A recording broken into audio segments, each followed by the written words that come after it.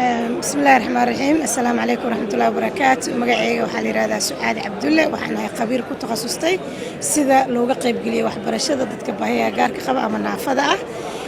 maanta oo aan ka soo qayb galay ama maalmahan oo dhan shirkii socday oo ahaa waxbarashada qaranka sidii loo eegi lahaa ama dib eegis loogu eegi lahaa waxbarashada maanta oo ahayd muhiimadda la saarayay sidee loo heli karaa waxbarasho loo dhanyahay marka aan saas leenahay waxay tahay qof kasta arday kasta oo Soomaaliyeed in uu helo waxbarasho asaga anfacaysa awoodna u siinayso inuu dib ugu celiyo bulshada saadaradeed waxyaabahan maanta falanqeynay waxa kamid ahaa inaan eegno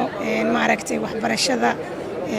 dadkaas sidee noqon kartaa marka waxa la isla eegay in la fiiriyo maxay tahay sidee looga qayb galin karaa looga qayb galin koow in goobaha waxbarashada loo diyaariyo sidii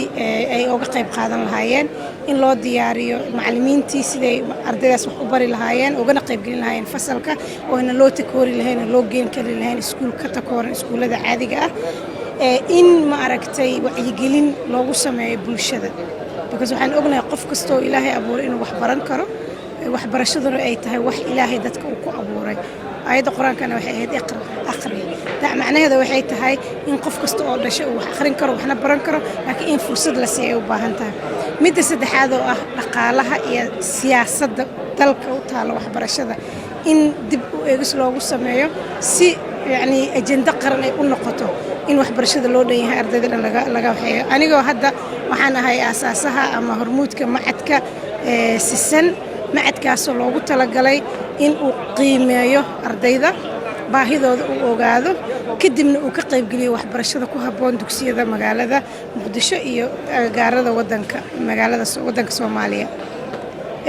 waxa kaloo aan u sameynaa ardayda inay helaan agab ay wax ku bartaan maadaama ay baahi gaar ah qabaan ama ay naafo yihiin si ay uga qayb qaataan marka waxa ugu daran oo hadda maantana la sheegay waxay tahay ma jirto xog ku saabsan dadka baahiyaha gaarka qaba ama naafada oo wadanka taasna waxay muhiim u tahay si loo geliyo maalgelin loo sameeyo ama ka qayb gelin loo sameeyo waa in helaa xogtaas lana diyaariyaa xogtaas sida ay uga qayb qaadan lahaayeen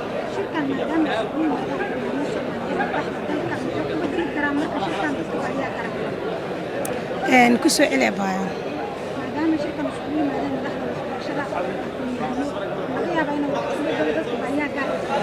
aad baan u filayaa runtii waxaan aad ugu faraxsanahay in masuulka ugu sareeyay waxbarashada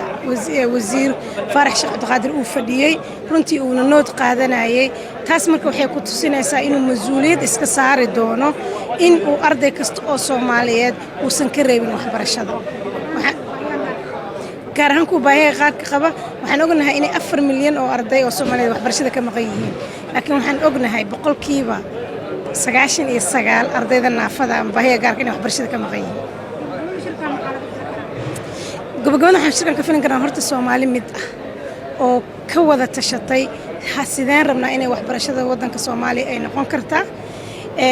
waxa ka soo bixi doona in qorshe hawleed ajandaysan oo qaramaysan inay ka soo bixi doonto in 4 milyan oo ardayda Soomaaliyeed ay ku jiraan kuwa baahiyaha gaarka qaba